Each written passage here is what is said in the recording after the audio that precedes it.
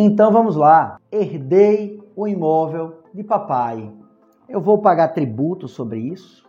Se esse tema é interessante, fique conosco até o final. Curta, comente e compartilhe. Deixe as suas dúvidas e os seus comentários, que eles podem nos ajudar a produzir os próximos vídeos que serão direcionados a vocês. Trata-se do julgamento do Supremo no recurso extraordinário de número 1.425.609. Esse recurso extraordinário definiu se é legítimo, se é constitucional a incidência da ITCMD, então causa mortes, cumulado com o imposto de renda pessoa física na modalidade ganho de capital. A discussão nos autos era travada no sentido de dizer que havia uma bitributação. As duas incidências eram em razão de acréscimo patrimonial do herdeiro. Então, pelo mesmo acréscimo patrimonial, estavam incidindo duas alíquotas e duas tributações. A discussão é interessante, mas, como se é de esperar, o Estado decidiu que vai pagar sim. O Estado vai cobrar de vocês duas taxinhas.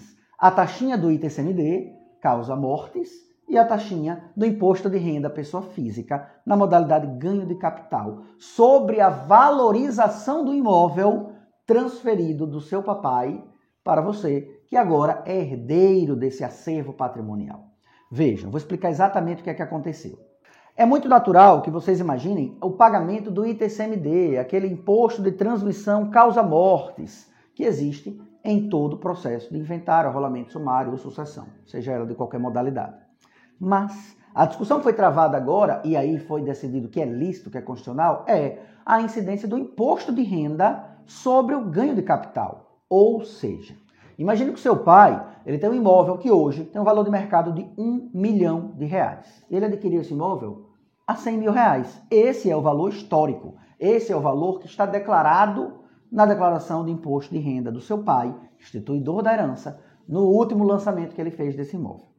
Esse imóvel seria transferido para os herdeiros pelo valor de mercado.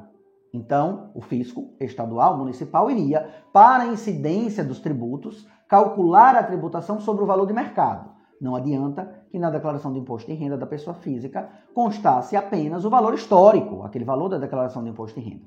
Não havendo nenhum planejamento tributário, você sempre vai se ferrar. O imóvel adquirido a R$100 mil teria uma alíquota de 2% a 8%, e aí nessa situação, como o imóvel está avaliado em R$1 milhão de mercado, certamente incidiria uma alíquota de 8% para o cálculo do ITCMD.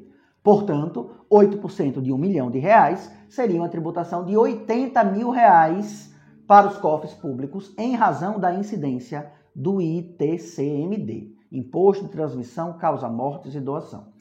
Esse bem ingressaria no patrimônio dos herdeiros e muito se discutia que não deveria existir a tributação relacionada ao ganho de capital.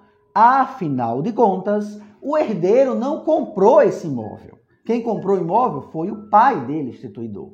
Então, se o fisco quisesse cobrar algum ganho de capital, que cobrasse do falecido. O falecido já não tem mais obrigações a cumprir em razão de ganho de capital, porque ele não vendeu esse imóvel. Então veja que a discussão era nesse sentido. Eu, herdeiro, não comprei, não devo pagar o ganho de capital, e o instituidor da herança, falecido, também não vendeu. Ele adquiriu e permaneceu com esse imóvel até o final da sua vida pelo valor de aquisição. Mas, além dos R$80 mil que serão pagos na modalidade ITCMD, Imposto de Transmissão Causa-Mortes, o Supremo decidiu que também é lícito ao fisco cobrar o ganho de capital ao herdeiro sob essa suposta valorização. Em números, isso representa que, se o imóvel, no nosso exemplo, foi adquirido a R$100 mil e hoje o valor de mercado dele é R$1 milhão, então houve ganho de capital, a valorização do imóvel de R$900 mil entre a data da compra e agora a transferência de bens imóveis aos herdeiros. Isso indica dizer que vocês estarão obrigados a pagar ganho de capital, supostamente, pelo valor de 22,5% desse montante.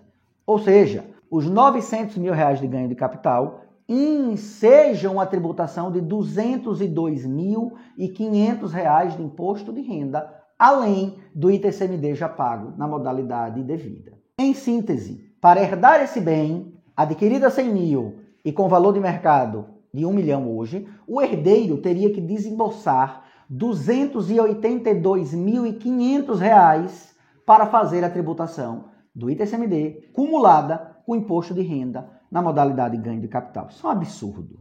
Isso é absolutamente desestimulante para quem pretende adquirir patrimônio e deixar na pessoa física. E esse é o problema, adquirir patrimônio e deixar na pessoa física. Isso é uma matéria que não é de interesse do Estado. O patrimônio adquirido na pessoa física, ele não gera emprego, ele não é uma atividade empresarial, ele não movimenta valores no mercado e por isso ele é nefasto à economia. Em razão disso, é muito gravosa a tributação, mas existem soluções. E qual é a solução, doutor Ricardo? Como fazer para diminuir a tributação incidente sobre o acervo patrimonial deixado no inventário ou na herança? O planejamento patrimonial e sucessório via sistema de holdings empresariais.